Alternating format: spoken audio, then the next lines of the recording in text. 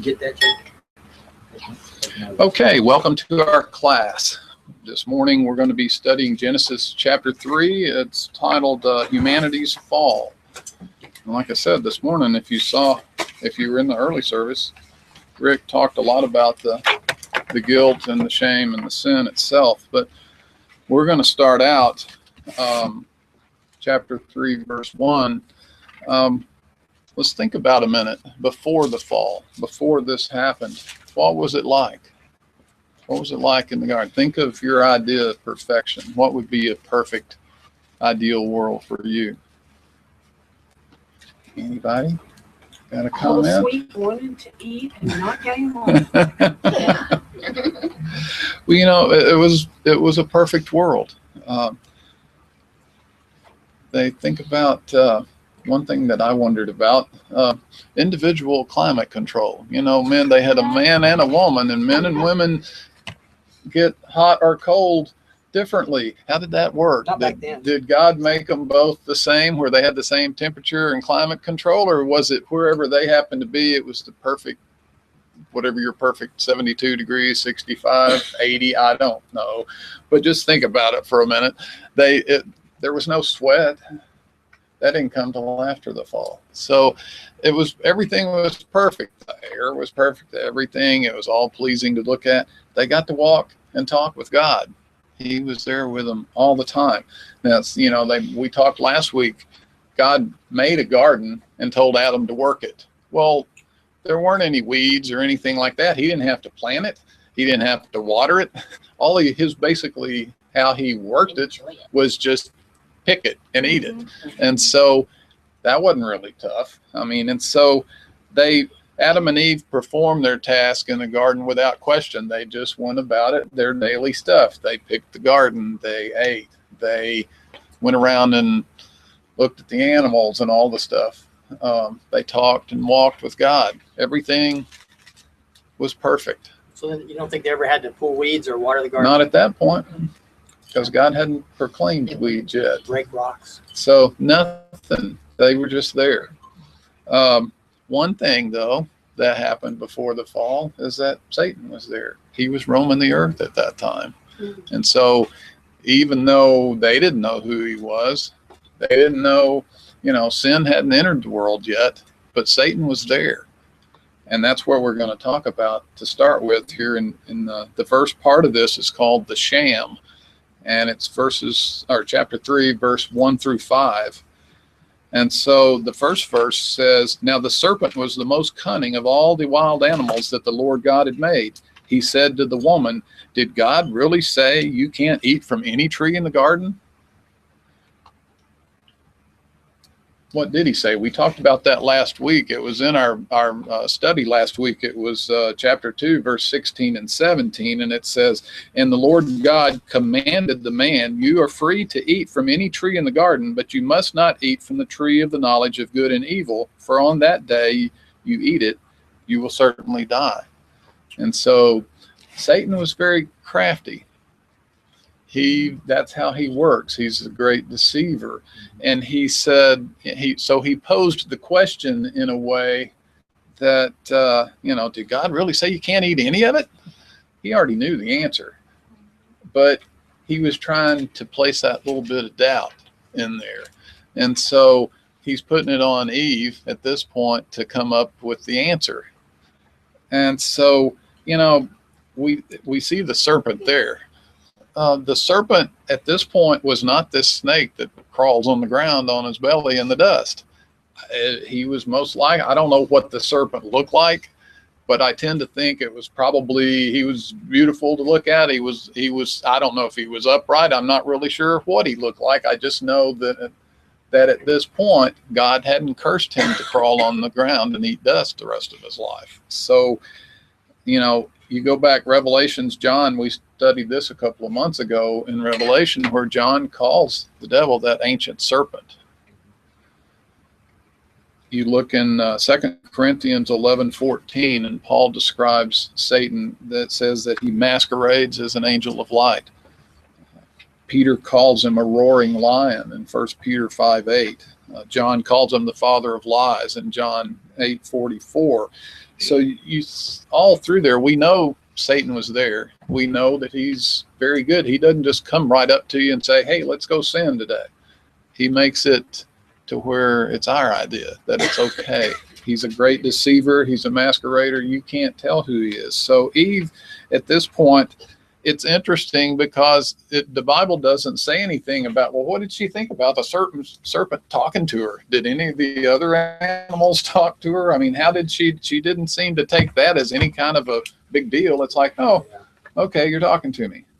What would you think if, you know, I mean, and we've seen this in other places in the Bible. You remember Balaam and his donkey, you know, and he keeps whipping the donkey, and there's an angel standing in front of him, and the donkey won't move. And finally, the donkey turns around, he's had enough, and says, why are you doing this?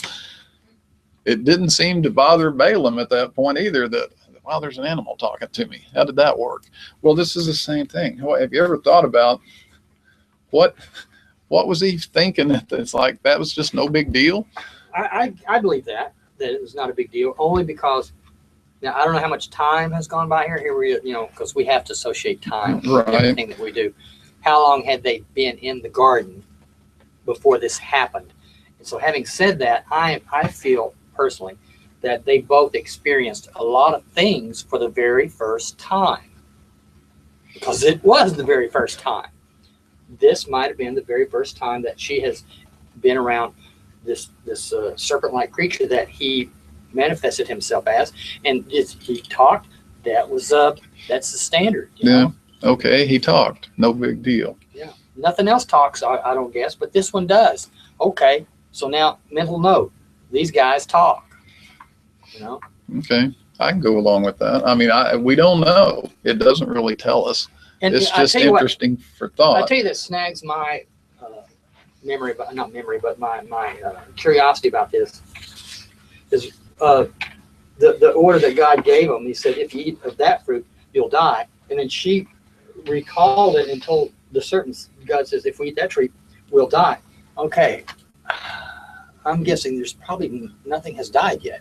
So did they know what that was? I'm not really sure. I don't think they really fully grasped that. I think they were, but it was okay. God told Adam, don't eat this. Right. And so it doesn't tell us that he told Eve that. So we assume that at one point Adam tells Eve, okay, God said, we don't eat that. And so, all right, well, let's move on to verse 2 and 3. It says, the woman said to the serpent, we may eat the fruit from the trees in the garden. But about the fruit of the tree in the middle of the garden, God said, you must not eat it or touch it, or you will die. Well, where'd the touch it come from? That's not what we just read. Now, it could be, in her defense, that she and Adam, that when Adam told her and said, okay, we're not supposed to eat that, and they both agreed as a couple that, okay, well, we just need to stay away from that altogether. We're not going to touch it. We're not going to go near it. We're not even going to look at it. I'm just going to avoid that, and that way I won't risk this dying thing, whatever that is. Well, that may be true, and I'd like to give her the benefit of the doubt, but I don't. I think that's another way that Satan works, is that God tells us that this is his word, and we're not supposed to add or subtract from it. And so by saying this, it kind of opens the door for Satan a little bit, and see, because he's got her thinking. And so it's like, all right, we're not supposed to eat it. We're not supposed to touch it. Verse 4 says, the serpent said to the woman, no, you will not die. Well, that's kind of a true statement. If you take that whole thing in context, if we eat it or touch it, you're going to die. Well, God didn't say if you touched it, you're going to die. And so in that sense, Satan's he's not telling a total lie. He's just telling a half truth, if you will. He's not telling the whole truth, because he knows what will happen. In fact, God knows that when you eat it, your eyes will be opened and you will be like God, knowing good and evil. And like Randy pointed out a while ago, what is evil? What's evil at this time? Other than Satan himself, who's roaming the earth, what is evil at this time? They didn't really know what that was. So. But surely they knew what death was, and the fact that God lives forever, they were going to live forever in the Garden of Eden. Everything was perfect. Perfection never dies. Just stays perfection. Right. So so, you know, there's a twist of the story, it seems, that she said, we'll die. And, well, surely you won't die because you don't know what that means. Right. I agree. It's like, well, this is what my husband told me. So You will be wise. and that's the thing that got to her, is that your eyes will be open. It's like, oh, okay. So let's move on to the But second God part. didn't say anything about your eyes will be open. No, he didn't. What I don't know is why, or had they at this point, the other tree that was in there was the tree of life. Had they eaten that? Is that how they sustained for however long they were there before the sin? Is that they kept living because they ate the tree of life? Because later we'll find out that when God cast them out, he said, well, we got to kick them out because otherwise they might eat of the tree of life and live forever. Well, did they eat it before or not? I mean, I say no, simply because if God said if they eat it, they'll live forever, that means just one bite and I'm good. So if they had already eaten it, then even if they sinned and he kicked them out, they'd still live forever because they'd already eaten the thing. So I don't think they touched it. And one reason I don't think they did is because both of those trees were in the center of the garden. And again, it goes back, God said, well, I got these two trees here. You can't eat this one. Well, okay, fine. We're not going to go in the center of the garden at all. We're not going to touch it. We're not going to go in there. So whatever that other tree is, it's kind of close to this one here. And I'm not going to get there either because just, collateral damage type thing. I don't want to get too close, even though he didn't say anything about it. So let's. One thing. Okay. Last week, Mark said that we believe everything in the Bible to be true, but maybe not everything is in the Bible. Maybe some things God didn't. Right. There are I other keep thinking truths that that. God gave them instructions in the garden, explicit instructions about a lot of stuff, or they wouldn't even know how to walk, talk, or do anything. Right. So he gave them instructions, but he said, don't eat of this tree. And he didn't elaborate. He didn't say because your eyes will be open, you will know sin, and you will know good from evil. Right. And so that's where the devil could come in. It's God just a didn't command. come God that requires our obedience. And it was a simple command. Just, you got all this other stuff. Just can't have this one. And that's the one that the devil used to attack. What do you say, Gary? No, I just think that's interesting though, kind of dovetail onto what you're talking about, is that basically here you have two individuals who had daily fellowship with the Father. I mean, daily they walked with him and spoke with him and, actually fellowshiped with him in the same vein that you have, Lucifer originally was in fellowship with the Father and actually in his presence in heaven, and not only him, but a portion of the angels, they actually made a choice and fell. And it seems like in the end, like ultimate worship will always be a choice. You know what I mean? The fall of man wasn't based on the serpent, but was based on the choice that Adam and Eve both made. You know what I mean? And that's kind of interesting that even with, having been in his presence, stuff like that we should still choose, to sin. And even now, like we continue to do so. It's very interesting. It's almost like, why would we do that? Right. I think it's where's our focus. And as long as we're looking up here and our focus is on serving God and worshiping him, we're doing pretty good. But then when you kind of start thinking about me, well, that I could use some extra wisdom here. I could know some knowledge. And that's what happened in the next part. It's called the shame. This is verses 6 and 7. And it says, then the woman saw that the tree was good for food and delightful to look at, and that it was desirable for obtaining knowledge. So she took some of its fruit and ate it. She also gave some to her husband who was with her, and he ate it. Then the eyes of both of them were opened, and they knew they were naked. So they sewed fig leaves together and made loincloths for themselves. Let's go back a little bit to that touching comment that she made. It's like we can't eat it, we can't touch it. So it's like, wow, that looks good. And all of a sudden, she reaches out and she takes it in her hand and holds it. And you know what? She didn't die. She could hold it. Yeah. So then all of a sudden, it's like, oh, well, I got it. That part wasn't true. Maybe the other part's not true either. Maybe I can eat it, and then I'll be like God, and I'll have all this wisdom. Because obviously the touching part didn't do anything. So how do I know the other part's going to do anything? If I eat it, what's that going to do? Do you think they knew who Satan was? I don't think that they had been told, because he didn't seem to bother her that he talked to her. And gosh, he knew so much more than I knew. he knows that I'm not going to be hurt. He must know God better. Yeah. You think, man, I don't know I don't know what she thought. That's a good question, Howard. I don't know how, did she know this? How did she know how much the serpent knew? Why would you believe him over God? Yeah. Unless there's something He more to appealed to that inner self, that self part, that it's like, wow, look at that. That I could do that. I could go with some more of that. And he said, it's okay. I'm not going to die. Now, why, like you say, why was the serpent's word taken over what God had said, even though God was the one that they had walked and talked with for however long up to this The minute point? she picked it, she would have had doubt, right? Yeah, I just picked it. Right. I You must picked be it. right. I got it. Yeah. Maybe God forgot to tell me that. So,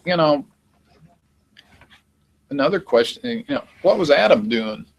Yeah, it looks like he's just. What was he standing there. doing and thinking all this time? He knew what God had said. I think he was the one that told her not to do it, but he just stood there. I think partly why we as men decide not to step up when we should. Sometimes we don't, but part of it, his curiosity, it's like, she touched it. Let's see what happens if she eats it. Was he with her? It says he was with her. It says she took some fruit and ate it, and she gave some to her husband who was with her, and he ate it. And so to me, he was standing right there, probably behind. I don't know that he was standing right beside her, maybe not behind her. He could have been 10 or 15 yards away watching this exchange going on. Oh, my wife's over here talking to this serpent. Right. Oh, they're talking about that tree. Let's see what happens, and just like Eve, it's the promise of wisdom and stuff. It's desirable for attaining wisdom. So what was he doing? I think too, like when we look at Genesis in chapter 3, we look at we read verse 5 and go right to verse 6. You know what I mean? So that Satan's like, hey, not only will you not die, but you'll be like God, knowing good and evil. And then we read all of a sudden they're at the tree. When actually, in all reality, and we know this from our personal experience, that sin doesn't usually just happen like that. There could have been a duration of time, an unknown duration of time between verse 5 and 6, where the seeds of doubt have been planted and watered, and allowed to grow and then ultimately bear fruit. But and Satan usually tempts you for a while, because this she may have spoke to him on several occasions. Right. Maybe he finally beguiled maybe her. a lot of time. Right. And I think that's something that we need to make sure we emphasize, especially for people that may not understand, is that Right. God values free will. That ultimately worship comes from free will, choosing to worship God over ourselves, over our our own selfishness and stuff like that. And I think that that's something that Satan obviously exploited in this circumstance, and we don't know how long he was tempting and planting seeds, and we don't know, perhaps we don't read about it, but more likely there might have been conversations between Adam and Eve between those periods where they're discussing it.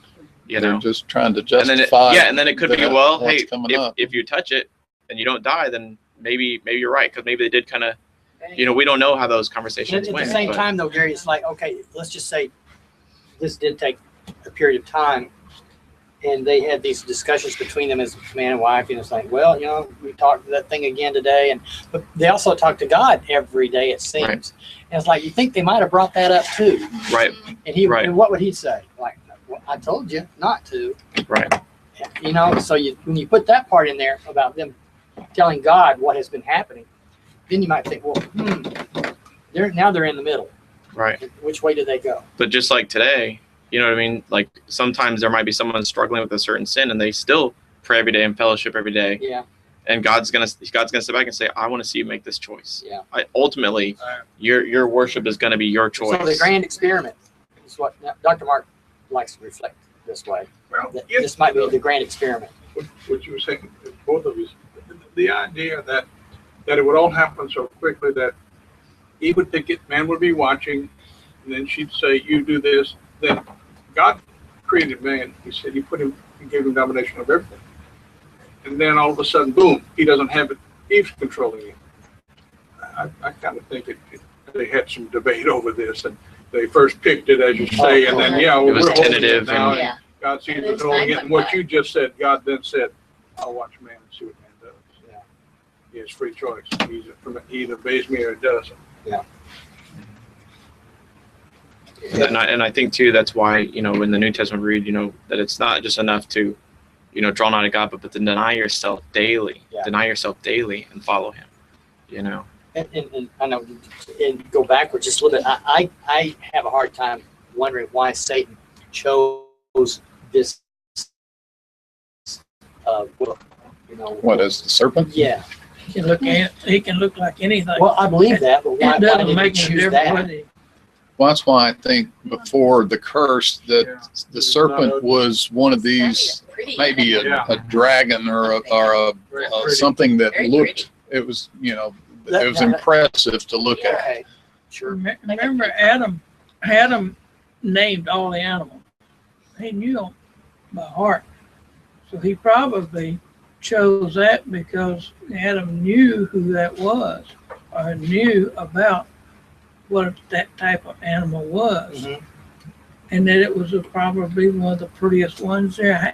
I've seen Perhaps. snakes that were really gorgeous, but as deadly as That's Well, Yeah. usually the prettier they are, the deadlier And, they and you are. gotta ask yourself too, like, and this is kind of getting off topic, but when we get into the you know, the idea of like conversating with the animals and stuff like that, the chapter 3 starts out saying the serpent was, you know, more cunning than any other beast of the field. So when you say more cunning, that's comparative.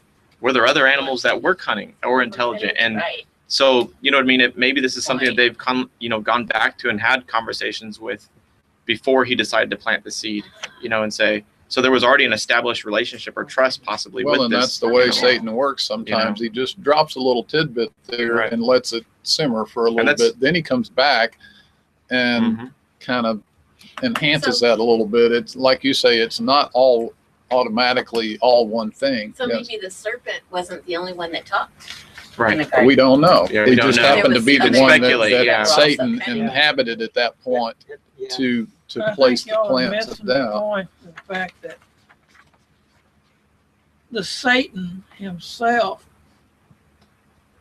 can put himself into any type of form he wants to. Right. Mhm. He could even be an angel, or he could be And a it human wasn't being. just a snake that was already in there that they talked to. I mean, he was not a part of what God Creation. did on earth. He fell from heaven. He was a spirit.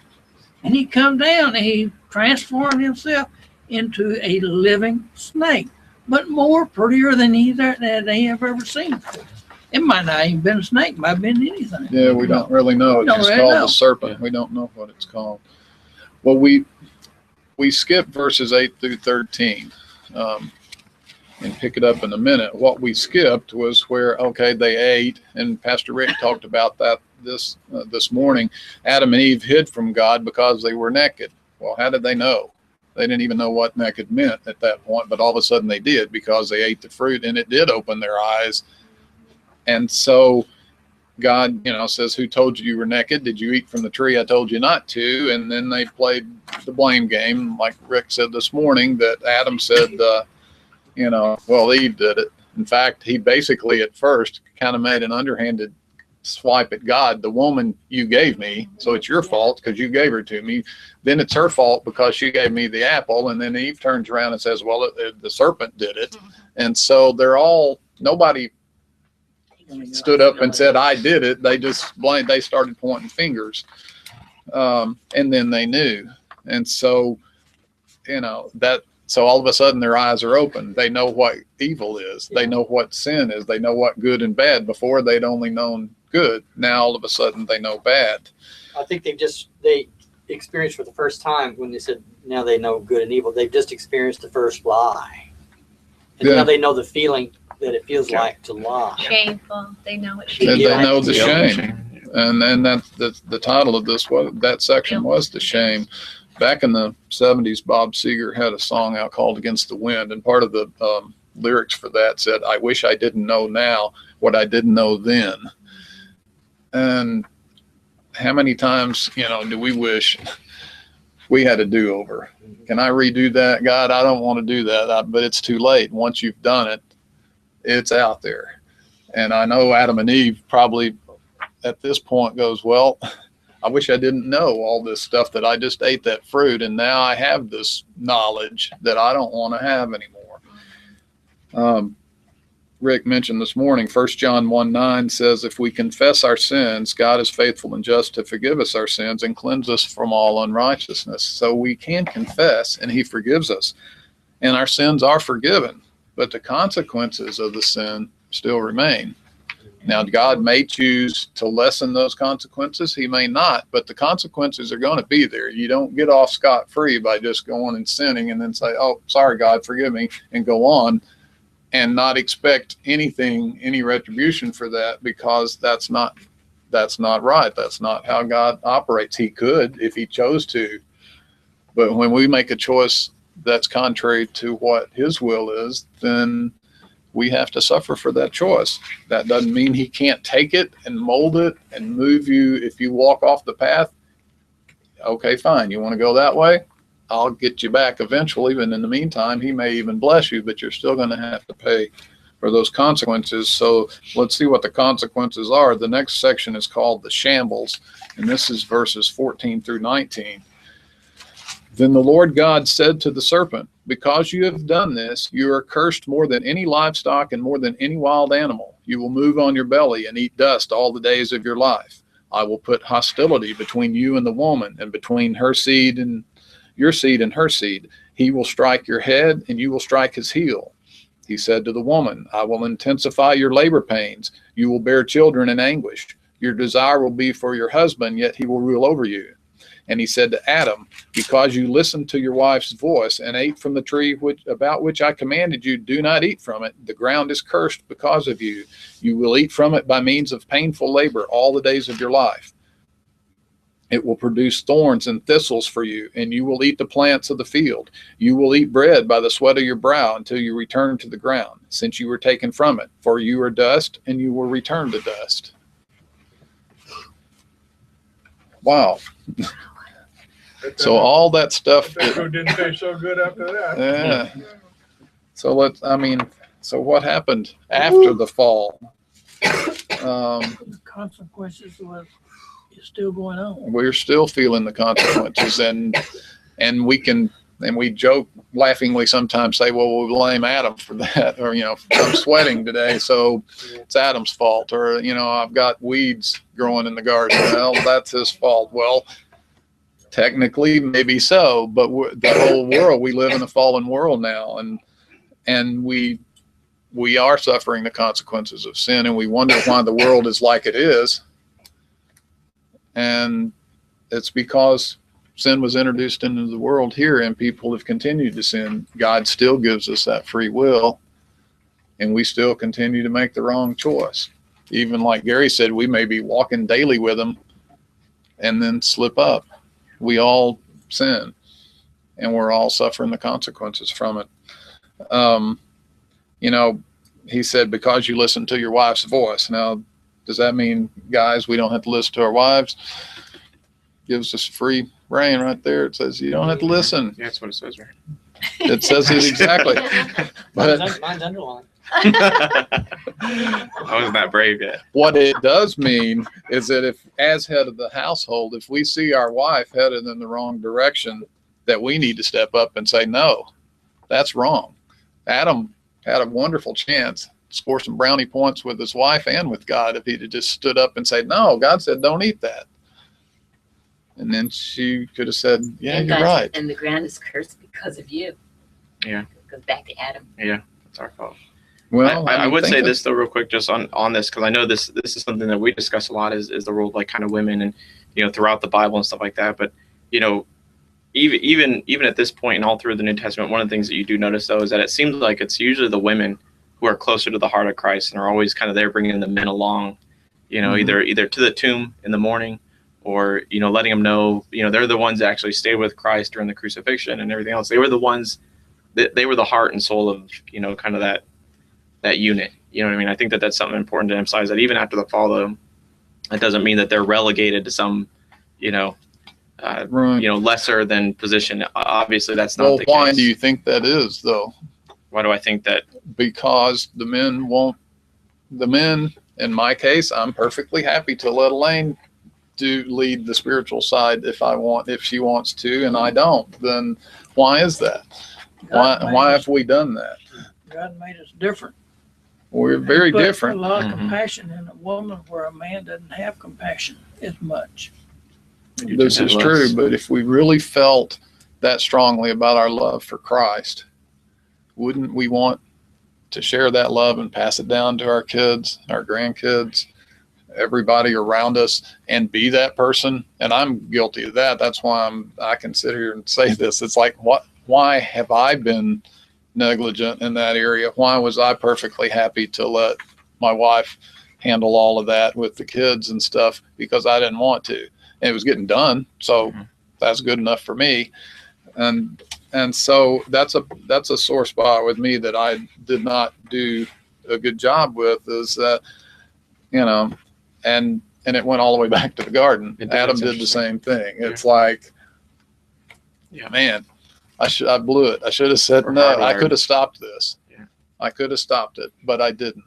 Well, fortunately, in spite of all of this, God still had a plan. It didn't alter his plans at all. He already had a plan in place. So let's talk about what happened after the fall. We talked about it first. When I first started out, we said, it's everything, they were walking. Adam and Eve walked with and talked with God. Well, now they're separated from God. And we don't go any further than verse 19. But if we go through the rest of chapter 3, we discover that he curses the ground. He gives them all the different things and the problems that happen.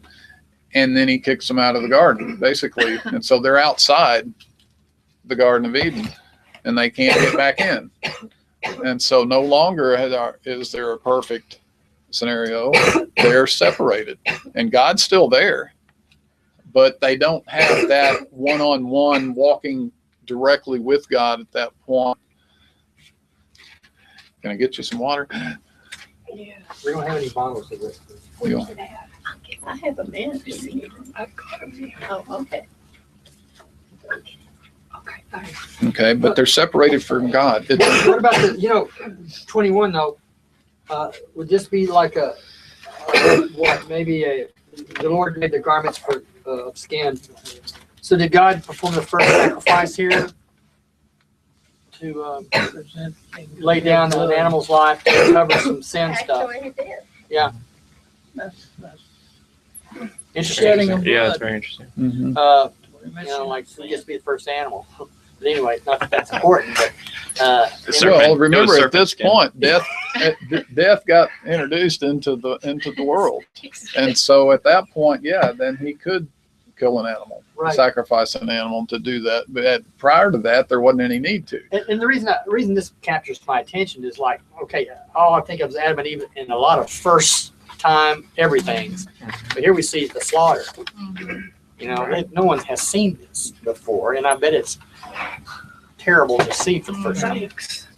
And now that's what sin is. That's okay. And God has seen. You got to see this as a slaughter. Do you think so, or did it just die and he just happened to get the skin? No, I think he You killed. think he killed it? Probably I don't think God spares us too I much. think- had to shed blood. I think he killed it. I do. No, I agree. I'm just asking. Oh, Because it just adds to their. Yeah. The Yeah. animal oh, body. dead Because animal. of- Let's see who because calls of- that. yeah. No. Yeah. Well, as another thing that got introduced was the smell of death. Right. But so now it's an imperfect world. Ladies, y'all can blame Adam and Eve for your labor pains. Yeah, and he talks about that. Again, we don't know how many offspring they have had up to this point anyway. None. None, think as far as we You don't know. think so? Beginning of Absolutely chapter. none. Yeah. I don't know. Yeah, I There don't is think nothing so. mentioned in scriptures at all about them having any children until after the fall. Until Cain And was the that's first when one. God told them to go and multiply and fill the earth. But he talks about how childbirth is going to be rough. Right. Well, they don't really know what that is at that point, but Yeah. Just like. when they do, they can thank themselves Yeah. for that pain. And then same thing, not the same pain, but it takes labor to work the soil now. And so that dry, baked, crusty adobe brick that I got out there that used to be a garden is you know, with the thorns and the thistles. I wanted to bring a thistle this morning, and the one thistle that I've been watching grow in the pasture was gone this morning, so I couldn't get my thistle. I opted for the apple. But you know, Jesus told parables about seeds and weeds and thorns and thistles and stuff, and so he reminds us, you know, there's bad things in the world, and some of it comes and it steals our witness, it steals our joy, and all of that is traced back to, you know, what happened in the garden. We still continue the blame game. We talk about work, and now all of a sudden the work is hard. It's by the sweat of your brow, and you have to toil for it. And so we try to get out of work, or we talk somebody else into doing it, and then if it doesn't get done, then we blame somebody else instead of taking the blame for ourselves. One thing that was the same, that stayed the same, two things really. One thing, God is present before and after the fall, but so is Satan. And so Satan is very much alive in this world today, and we still see the results of it. And so he's still conniving, he's still deceiving, he's still talking people into making that choice, because God still allows us to make a choice every day. And sometimes we choose wisely, and sometimes we don't. I do think there's another consistent thing, is that there is still that choice. So in the same way that, you know, we ultimately broke fellowship with God by choice, that today he allows us to, you know, come back into fellowship by choice, that we simply choose to be obedient once again, you know, and we choose it once initially, like to actually, you know, accept Christ as our Savior, and then daily, you know, we worship him through obedience, you know, on a daily basis. But again, it's that choice. It's all that choice that always establishes fellowship, either, you know, with God or without him, you know. But it seems like the one consistent thing is he's always allowed us the choice. He says, choose this day whom you will serve. So Absolutely. each and every day we have to choose whom we will serve. Yep. Well, we're going to have to sign off. For those of you listening online, thank you for joining us this morning. If you would like to know more about this choice that we're talking about, choosing a life with God or away from God, please contact us. We'd love to talk to you about how you can have a relationship with Jesus Christ. Thanks for listening. Good to turn this off. It's supposed to be Daniel's job. God, I'm just here. And it's still broadcasting, so it